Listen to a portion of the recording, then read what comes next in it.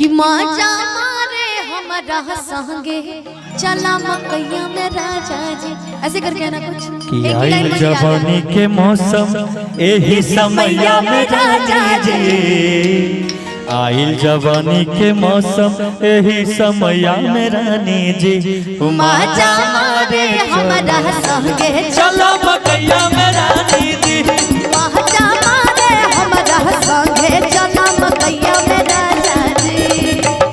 आइल जवानी के मौसम यही समैया में रानी जी, आइल जवानी के मौसम यही समैया में राजा जी। माजा मारे हमारा संगे चला मकैया में राजा जी, माजा मारे हमारा संगे चला मकैया में राजा जी।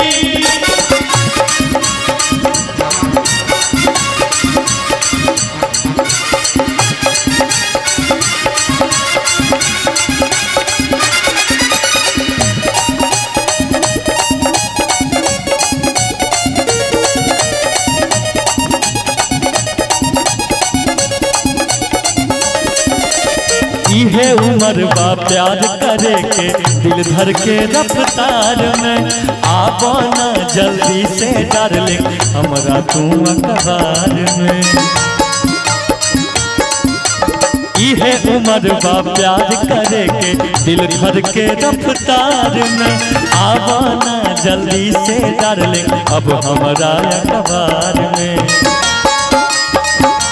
जैसे मन करे हमरा के तू लेला सुनो सवरिया हो, लड़ा लो जितना दिल बाचा है करे जा हमसे नजरिया हो। लेकिन अगर मैं तुम्हारे लिए अगर इसमें गा दूं तो तुमने तो बोल दिया कि चला मकैया में रानी जी, ठीक है? अब मेरी बात सुनो, अब गाऊं जिकरा से शादी करूंगी ओ करे कलाई धारूंगी, दिन में बंद कई के दरवाजा गोरा में उसी को धरूंगी।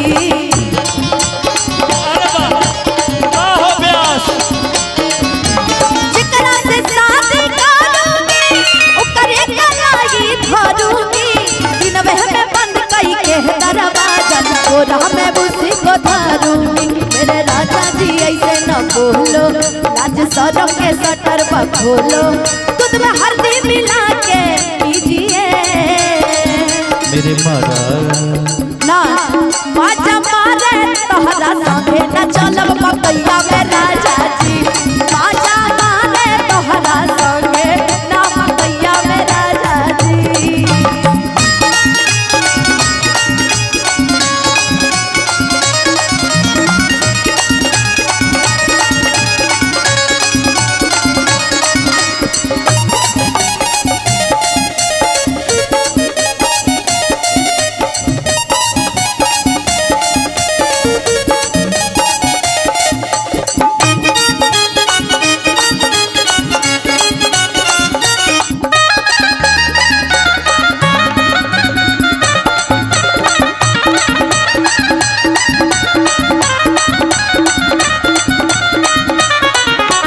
इहे उम्र बा प्यार करे के दिल धर के रफ्तार में, आबो ना जल्दी से डार्लिंग अब हमरा अखबार में। इहे उम्र बा प्यार करे के दिल धर के रफ्तार में, आबो ना जल्दी से डार्लिंग अब हमरा अखबार में। हमको जो ढेर बहाओगे अपना ही खर्चा बढ़ाओगे, हमरे फेरा में पड़ जाओगे, गले से खूब पिटवाओगे। देख लो गर्दा उड़ा दे। मेरे राजा जी ऐसे न बोलो, लाज शरम के सटर पर खोलो, दूध में हल्दी मिला के पीजिए मेरे मर्द महोदय जी। क्या है मर्द महोदय? मर्द महोदय का मतलब ये है कि मैं आपसे ये कहना चाहती हूँ, भतार जी कहिए जो भोजपुरी में मर्द को तो भतार कहते हैं, हम मर्द कहेंगे। अच्छा आप मर्द कहिए कि माजा मारे हमारा संगे न चला मकैया में राजा जी, माजा मारे हमारा संगे चला मकैया में राजा जी। जवानी के मौसम यही समैया में रानी जी। आइल जवानी के मौसम इहे समैया में राजा जी।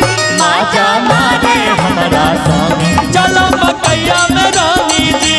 माजा मारे हमारा संग चलो मकैया में रानी जी। माजा मारे हमारा संग चलो मकैया में रानी जी। माजा मारे हमारा संग चलो मकैया में रानी जी।